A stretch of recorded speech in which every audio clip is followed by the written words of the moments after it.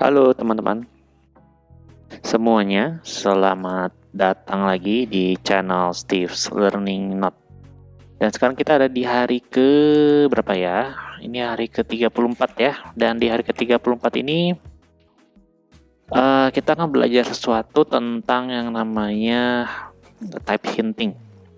Nah, untuk challenge-nya sendiri sebenarnya yang dilakukan pada hari ini adalah mengimprove ya atau upgrade si aplikasi quiz yang pernah kita buat di hari ke-17 kalau kalian ingat ya, yang bentuknya seperti ini. Jadi muncul quiz terus kita jawab true or false gitu ya, sampai quiznya semua pertanyaannya sudah kita jawab. Dan database quiznya itu kita ambil download ya waktu itu dari Open Trivia Database. Nah, untuk challenge-nya sendiri sebenarnya yang berbeda adalah sekarang kuisnya itu dalam bentuk graphical user interface. Nah, seperti ini ya teman-teman hasil jadinya. Jadi dia sudah berbentuk graphical user interface. Di sini ada skornya, indikator skornya. Terus di sini ada pertanyaannya. Terus kita bisa jawab true false pakai button ini ya. Kalau true yang hijau, false yang X. Ya. Nah, ini kita sudah pasang debugger ya. Jadi kita tahu nih jawaban yang betulnya apa.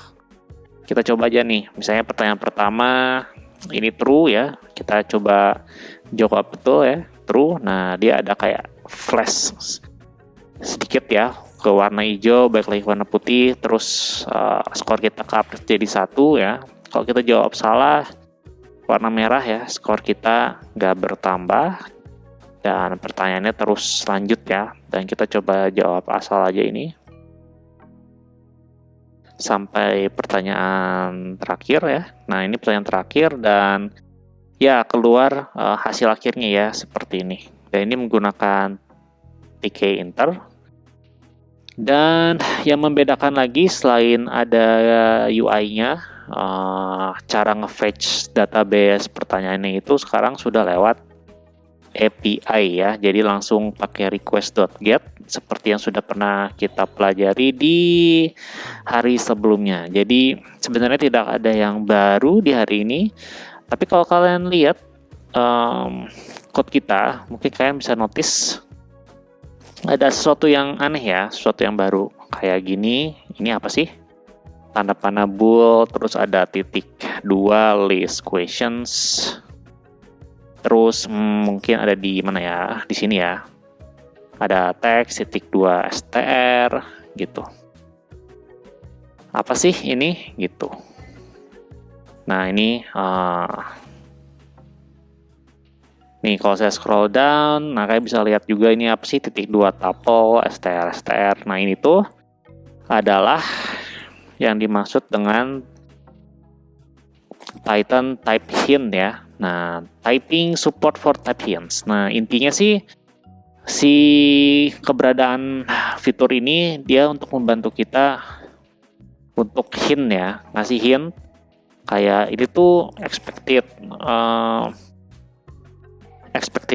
misalnya kalian punya variabel ini expected type-nya apa sih gitu, atau kalian kalau punya function gitu ya, parameternya expected type-nya apa sih, atau kalau kalian punya function dia return sesuatu expected type-nya apa sih.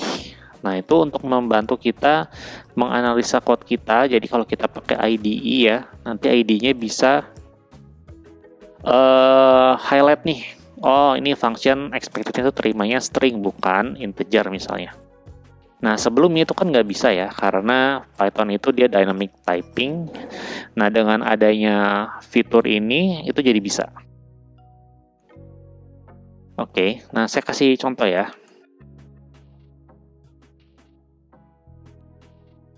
Semisal ya teman-teman, semisal kasih contohnya gimana ya. Nah, misalnya ini ada update score ya. Update score, dia terima parameter score. Dan kita bilang kalau score ini tuh harusnya tipe datanya integer gitu. Jadi nanti kalau yang manggil update score di sini, Kalau kita masukinnya bukan integer ya, tapi misalnya floating number kayak gitu, dia akan ada highlightnya kayak gini ya. Tuh, dia langsung kasih tahu kita kalau expected-nya tuh integer ya, bukan floating. Jadi ini kita bisa benerin karena kita tahu nih, atau dari sini ya, kita bisa notice di sini nih, expected type in gitu ya. Nah, kita bisa benerin. Jadi kita benerin jadi 1 ya. Kayak gitu. Atau misalnya kita panggil function check answer kan. Nah, check answer ini kan kalau kita lihat ya teman-teman, kita kasih di sini expected return-nya tuh boolean. Jadi waktu kita panggil di sini, kita hover, bisa kelihatan nih, oh expected-nya itu return-nya ada boolean gitu. Oke, nah saya kasih lihat juga satu contoh yang menurut saya berguna banget dengan adanya type hint ini adalah untuk mengakses untuk ini ya, supaya si ID-nya bisa memberikan kita helper metode apa atau variabel apa yang terlist yang bisa kita akses dari suatu parameter atau dari suatu kelas atau dari suatu ya apapun itulah. Nah, misalkan ini ya, quiz current question.text ya. Ini kan kita bisa ini ya tuh ada kayak autocomplete, kita bisa akses variabel dalamnya, itu field di dalamnya dan juga metode-metode. Itu kenapa bisa kayak gini? Itu karena kita pakai helper ya di sini, type hinting. Ini kalau kita hilangin type hintingnya, ya bentar kita hilangin. Nah, kita balik lagi ke yang tadi ya. Ini saya hilangin dulu.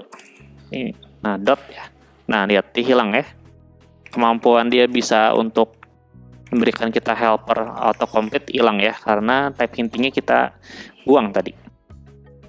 Kalau type hintingnya kita balikin lagi, ya by the way ini artinya questions ini adalah list dari instant class questions ya, gitu.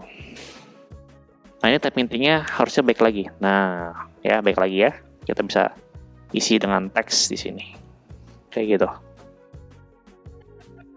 Oke. Nah, atau ini contoh lagi ya, misalnya flash canvas color ya. Misalnya ini kan tuples ya. Misalnya saya kirim tuples juga, tapi cuma 1 gitu. Nah, dia langsung kasih warning juga ya, kalau dia butuh dua buah data ya di tuplesnya, kayak gitu. Nah, itu adalah tentang type hinting.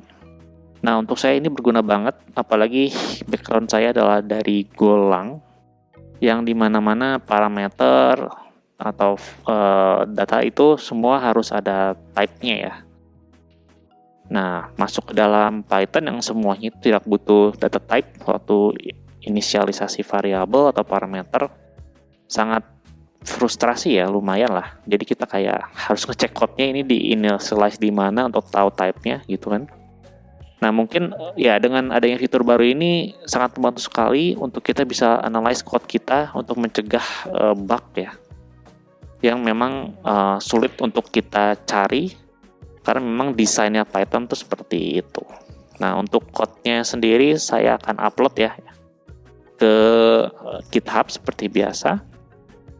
Nah, itu aja untuk hal yang bisa saya share di hari ke-34.